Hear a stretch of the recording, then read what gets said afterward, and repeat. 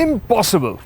The comfort and sex appeal of a cruiser, the agility and convenience of a naked, and the maddening performance of a sport bike in one package? Well, that's what we thought. That was until Ducati got us this, the Diavel. And in true Ducati fashion, of course, they took the formula and stretched it to its absolute extreme.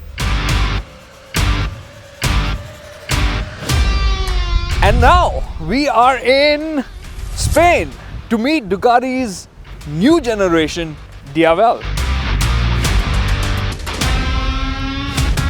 And how has Ducati made this better? Okay, we're going to be doing this a couple of times. We're going to jump back to India. The Diavel, it looks tough. I mean, look at that tank. It looks like a barrel. And the rear wheel, well, that tire is XL size, 240 section, seriously. And nestling in between the two ends are, of course, that V-twin engine and that trellis frame, which makes such a statement. It looks raw, but with the new bike, Ducati is refining the statement.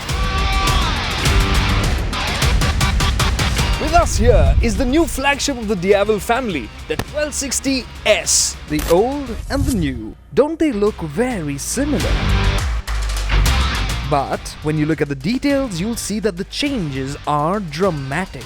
It replaces the carbon, and the S here stands for sophistication, maybe, because you look at that Omega-shaped LED DRL, it looks that, doesn't it?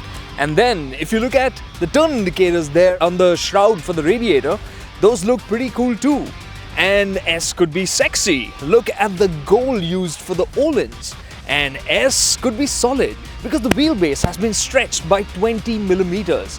And S could be for simple because you look at the lines on this new Diavel, they are just cleaner. Look at them around the tank, around the panels that extend outwards, piping for the exhaust, which is now all tucked away. The trellis is also shorter, which puts the engine on display. The Diavel, it could always thump its big chest and say, I have an engine from a superbike. And it did. The 1198cc engine was from the Panigale. But it was tuned differently for the Diavel, but it still made over 150 horsepower. So not only did it look like a rocket, it went like one, it sounded like one. But for the new Diavel, Ducati is doing things a bit differently. With the new Diavel, you have more displacement. 1262 cc's, you have more horsepower, up by 7. But weight has also increased by 5 kilograms. But more importantly, you have more tech, DVT, which is Ducati's variable valve timing. And that means more torque at low revs. So will you now cruise through Mumbai's urban grind in 4th gear? Well, no. 3rd gear is good for 30 kilometers an hour, but you do get a lot of torque from right under 3000 RPM. In fact, you've got over 100 Newton meters at 3,500 RPM. And post 4, this thing pulls hard. And that's because the gear ratios are the same. So every time you open the gas, boom, off you go.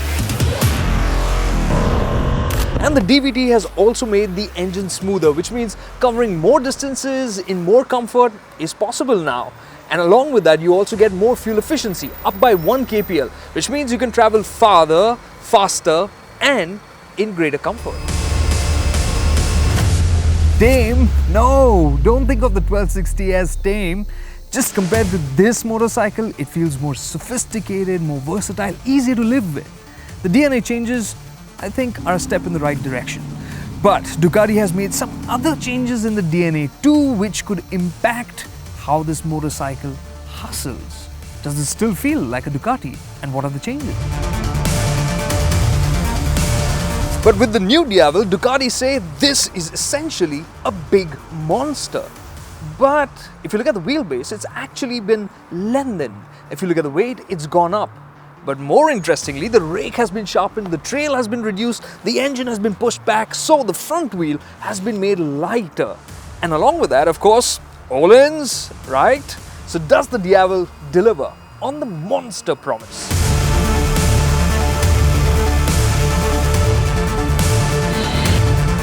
Unbelievable. unbelievable. This massive motorcycle, now when you get onto it, you have to tell yourself, turn in later, because it turns in that fast. And the way it switches from one side to the other, you'd actually think this was a sport bike. But once you're leaned into a corner, you're gonna have to learn to manage the weight, and that big tire can, push you around a bit.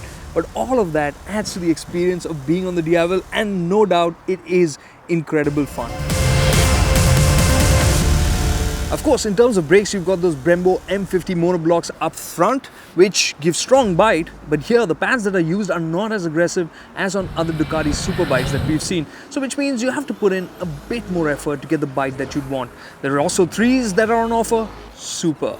You've got all the electronics that you want, whether it's the traction control Evo, whether it's the cornering ABS, everything to keep you safe and in control.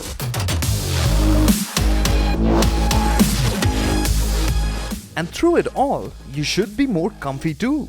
There's a new suspension setup which has more travel, and that is good news for our roads. The seat height has increased by 10mm, but at 780mm it is low enough for the shortest riders. For daily use, the seating position is familiar and friendly, but the new position for the radiator should help make the Diavel rider cooler still. So the Diavel, it's been incredibly popular in India for bikers looking for a thoroughbred to step up to, but something that would be exciting but easy to live with. And with a new generation Diavel, you get more usability, something that's easier to live with and at the same time is more exciting too. Right? So you're going to see the new Diavel in India in August and expect a slight bump up in price. But basic recipe for the new Diavel has been to make it more Diavel.